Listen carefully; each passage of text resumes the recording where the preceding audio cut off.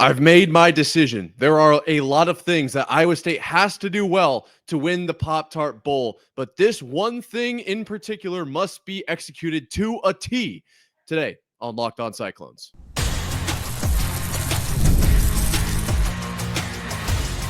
You are Locked On Cyclones, your daily podcast on the Iowa State Cyclones, part of the Locked On Podcast Network, your team every day.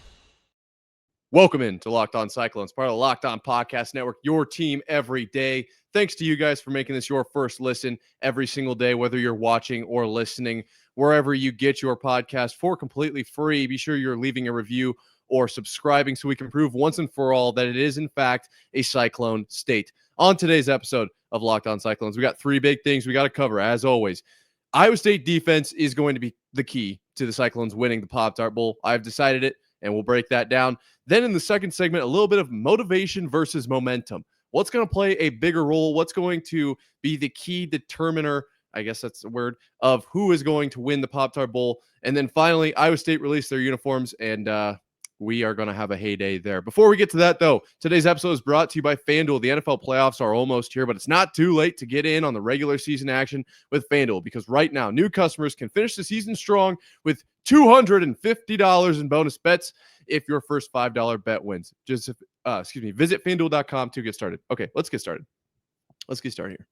Iowa State playing Miami in the Pop-Tart Bowl. This is one of the biggest bowl games. Everybody's kind of talking about this one. Which is a little surprising considering how much people don't like talking about the Cyclones. Obviously, I am not in that group, but either way. We've looked at the metrics. We've done this. It's been a long time coming, this game. And so I've kind of gone back and forth. Like, what is the thing that Iowa State needs to do very, very well in this game for them to get over the hump and win their 11th game for the first time ever and to win the Pop-Tart Bowl? Not a great record, especially in that stadium. But, I think the final answer I'm going to go with is the defense. You guys have been in the comments telling me that if it's a shootout, Miami's going to dominate. Or if Miami can maybe stop Iowa State just a few times, it's going to be over. And I agree. I do. I think Iowa State's offense is a little behind the curve, not by much. Pretty solid success rates across the board on rush and drop back. Obviously, our passing game is a little bit stronger with the only wide receiver duo in the nation with 1,000 yards each in Higgins and Knoll. And so for that reason, with Higgins and Knoll being so good, I think it's going to come down to, can Iowa State stop the bleeding from Miami? Because this is the best offense in the country. Number one in points scored and total offense. And, I've talked about how I don't think they played anybody really this year, but people have pointed out to me, who did Iowa State play? And this is what this game really is why it makes it so important, in my opinion. This is kind of a determiner of Iowa State and the Big 12 versus Miami in the ACC. Which conference is stronger? Both of these teams, I've talked about it, both of these teams kind of at the top of their conference. Obviously, Miami didn't play in the conference championship, but they were supposed to be there. And that'll get talked about in the second segment. And so a lot on the line here. And if Iowa State goes into this game and kind of pulls a Big 12 championship, we're cooked. Obviously, it's not going to go well. And turnovers were the biggest, that was when you couldn't even call it a train off the rails anymore. It was like a spaceship off the rails. Like, it was unattainable almost at that point, which I wish it would have been really cool if we made that comeback.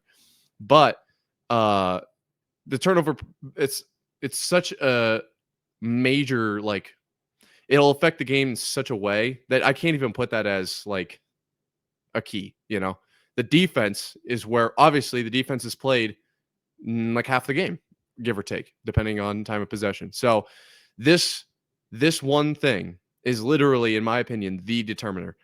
If it comes down to a 7-7 game, I trust our offense. If it comes down to a 42-42 game, then I feel a little bit less confident. We need to score every single time. I don't know if I like that as much as I would like. We just need to get one. That type of situation, I like our offense in quite a bit more. Look at the UCF game, for example. That's kind of where my eyes are going here. And I think it's going to come down to the secondary. I think our secondary is very solid. In my opinion, it'll be the best defense that Miami faces all year. But that's just looking at their schedule from kind of a bird's eye view. And obviously, when you break down every single game, it's going to be different. I think our offense is very, very good with Noel and Higgins. And, I was watching Jeff Woody's breakdown of the game. If you guys haven't seen his stuff, you should. He's a former running back for Iowa State. Does a great job breaking down the game in a way that's really easily digestible. And he was kind of talking about how Miami runs a lot of that man defense. And if Iowa State's able to run a bunch of man beaters, we'll be okay. And Higgins and Noel, very good at one-on-ones. And so that's kind of where I'm going with the whole offense. Will be fine. I trust our offense here for the most part. But if it comes into a shootout, Miami has the very full-blown capability to absolutely just not steamroll, but like just go above and beyond and score every single possession. So if Iowa State can get, let's say, 50% of Miami's drives to end in no points, which seems like it might be a tall task, but also at the same time, if you watch most football games, I don't think that's like unattainable. I think we can win this game. I think if Iowa State holds on to the ball, and plays that long game, the time of possession type of deal, I think I like our odds there as well. But defensively, we need to get the ball out of their hands, give them less chances to score, and then therefore do the same thing on our end.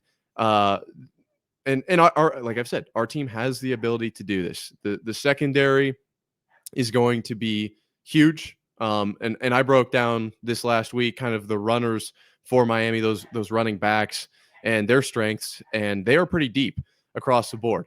And that's kind of what scares me the most is how good this team is, not just with one or two guys. Obviously, Cam Ward leading that, and he is very, very good. But outside of that, 1, 2, 3, 4, 5 guys deep at running back. They got a ton of wide receivers that turn heads as well.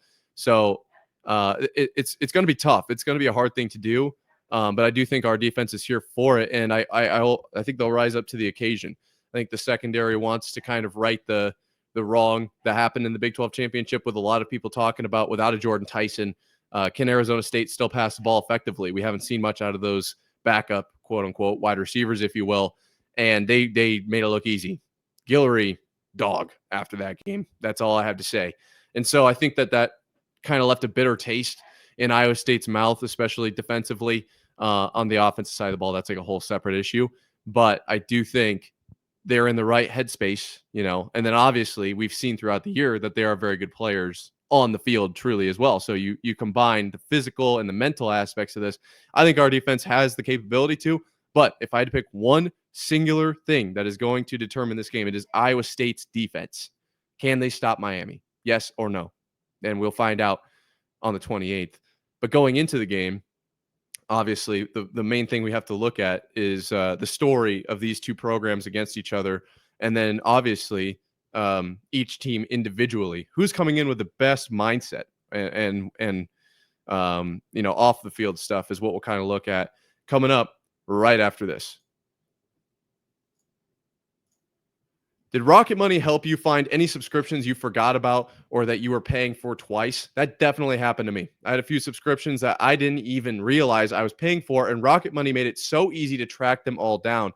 It's like having a personal assistant for your finances. Rocket Money is a personal finance app that helps you find and cancel your unwanted subscriptions, monitors your spending, and helps lower your bills so you can grow your savings. It brings everything together in one place, whether it's subscriptions, your spending habits, or even the goals you want to hit this year. Rocket Money has over 5 million users and has saved a total of $500 million in canceled subscriptions, saving members up to $740 a year when using all of the app's premium features. For me, it was the subscription tracker. I couldn't keep track of it all. I got lost in the sauce, and Rocket Money helped get me right. And I realized I was paying for a few things that I didn't even know. And so big shout out to them. They helped me get right. Cancel your unwanted subscriptions and reach your financial goals faster with Rocket Money. Go to rocketmoney.com/locked-on today. That's rocketmoney.com/locked-on. rocketmoney.com/locked-on.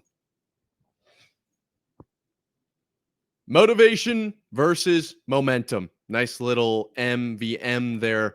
Big fan of the what do they call that? It's like iteration or alliteration, I think is what it is. You're here with Locked On Cyclones, part of Locked On Podcast Network, your team every day. Clearly, I'm not an English major, but let's dive into the back end of this game. Iowa State, Miami in the Pop-Tart Bowl. First time these teams have ever faced each other, which is kind of crazy when you think about it. And that's kind of been the conversation. Obviously how big this game is well, who's better equipped to win this game? Because on paper, it seems like Miami might boat race Iowa State, but then, like I said, the defense could step up. So there's kind of question marks around what's going to happen on the field. But when you look at the history of the programs, and this year in particular, what are we looking at? Well, let's look at the history of Miami first.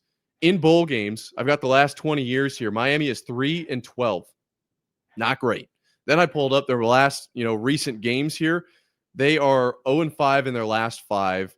And what is that? 1-9 in their last 9. Last win coming in 2016 against West Virginia in the Russell Athletic Bowl. Lost in 2013, 14, 15, win in 16, loss, and then in 17, 18, 19, 20.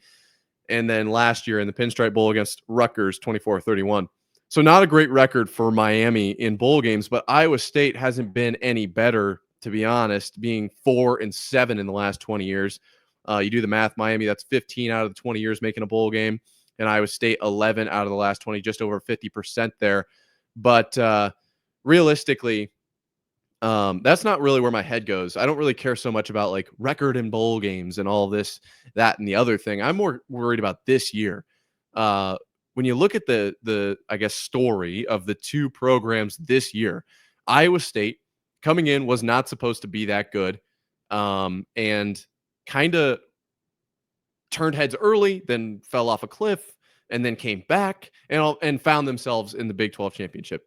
Miami, on the other hand, at least in our camp, people were looking at Miami before the season. It was kind of Miami and Clemson, and maybe a couple people had SMU. And so they were on everybody's radar right away. They start the season 9-0, and people are talking about maybe them being a 1 seed in the college football playoff. And then all of a sudden they drop 2 of their last 3, and they don't even make the ACC championship, let alone the college football playoff. And so when you look at that from a momentum standpoint, I think the graph would look something like Iowa State is like way down here. For those of you listening, I'm just going to use my finger here on YouTube.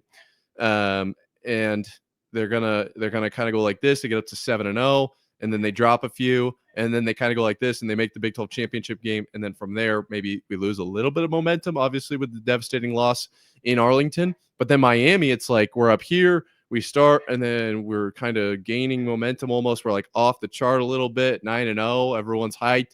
And then it's just boom, just straight down. And then you miss the ACC championship. We move this block down, and you see them. Miami's just going down the ranks, plummeting. So in my opinion, momentum, Iowa State has the edge here. Motivation is the question, and that's kind of where I was going with the history of these bowl games. Miami does have something to prove. Everybody talked about them making the college football playoff, them falling short, not making the ACC championship game. They're a little bit upset about that. Their loss to Syracuse at the end of the year, they're upset about that. So they're motivated to come in. And, of course, Cam Ward finishing 4th in Heisman, going out to New York and then having to be out on the stage and then getting not last, but last of the 4. Not a great, he's not going to love that, obviously. And definitely a lot of NFL caliber talent for this Miami team. And so they're going to want to showcase that as well. But Iowa State, motivation-wise, look at the year. First time to get to 10 wins in a season ever. 133 years of single-digit win seasons. 9 wins or less every year for 133 years. Then Iowa State's like, oh, we can play football. Let's play some football. They win 10 games this year. Boom.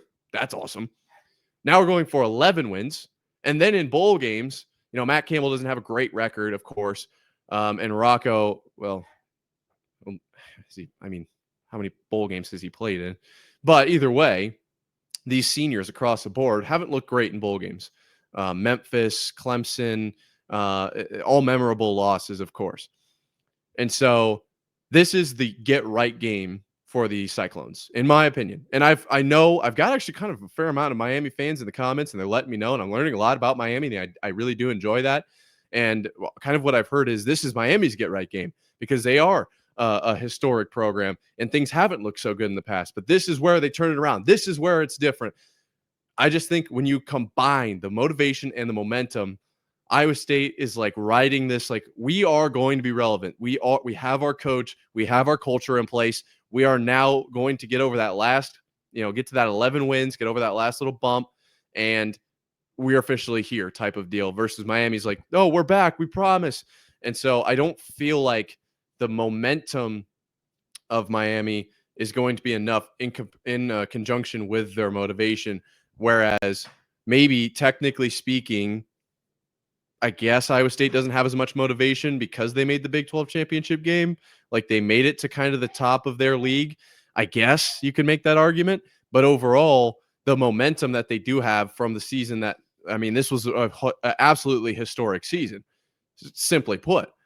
Wide receiver, absolute bloom from Higgins and Knoll, both 1,000 yards. Rocco coming onto the scene playing well.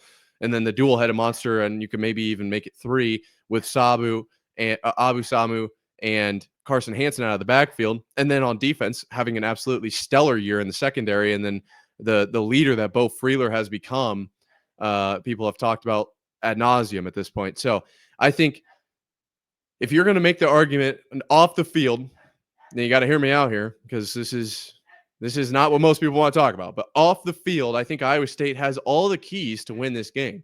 They have the culture, and I don't know that much about Miami's culture, but it's a big city. It's Miami. I mean, it's literally Miami. It's different than a small town, Ames, Iowa, small town in comparison to big cities across the United States.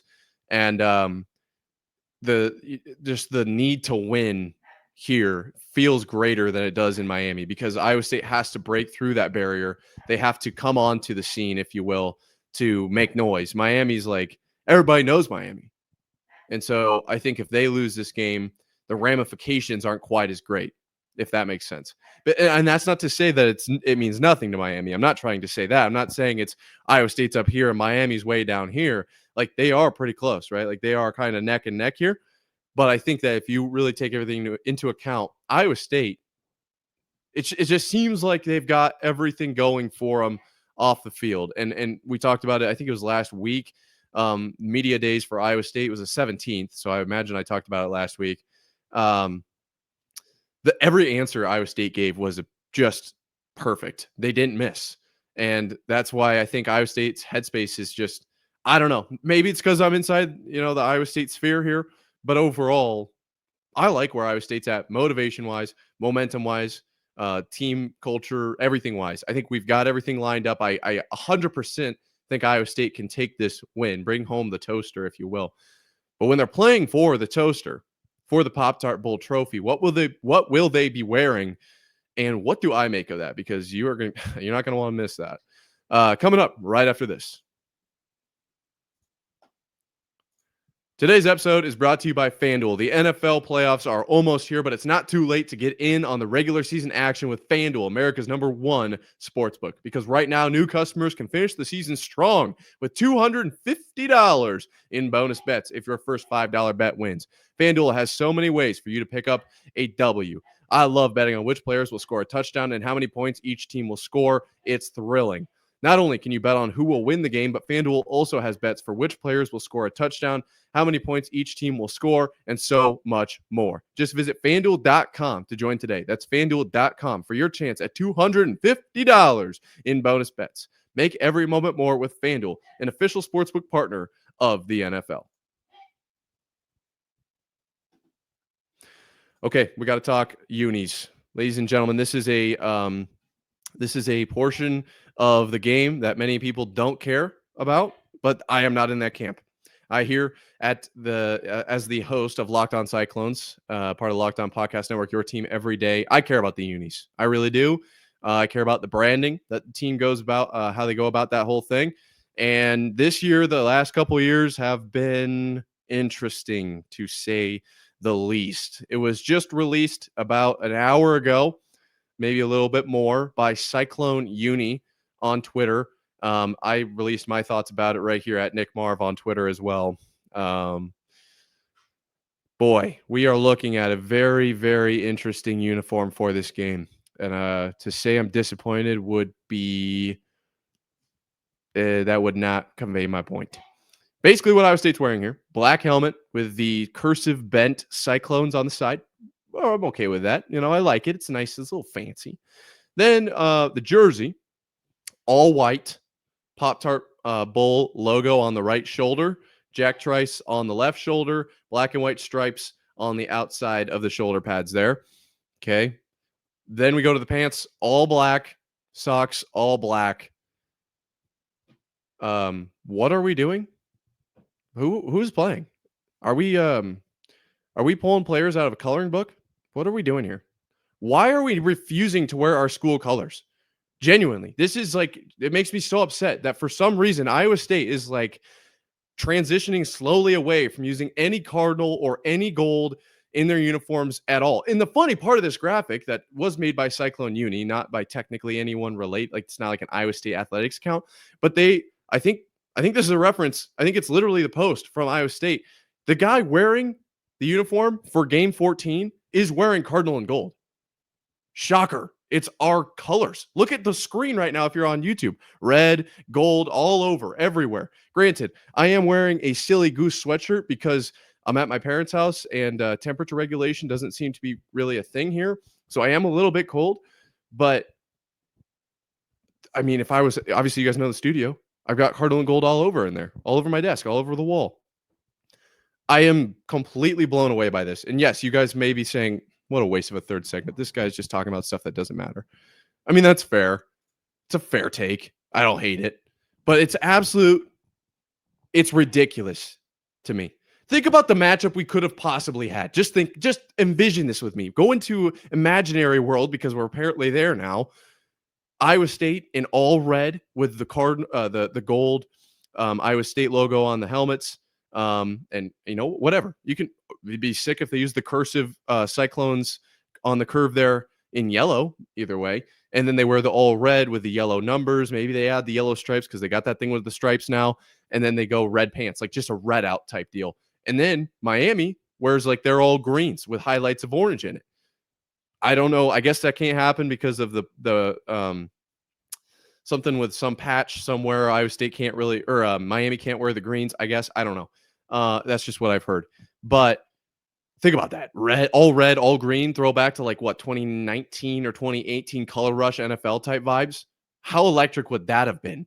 I mean, we were completely robbed of a legendary jersey matchup in a bowl game that many people are looking to. This is kind of a big bowl game. A lot of people are talking about this, and it's going to have ramifications down the line. It's absolutely going to play a large role in the College Football Playoff Committee moving forward and how people perceive the ACC and the Big 12.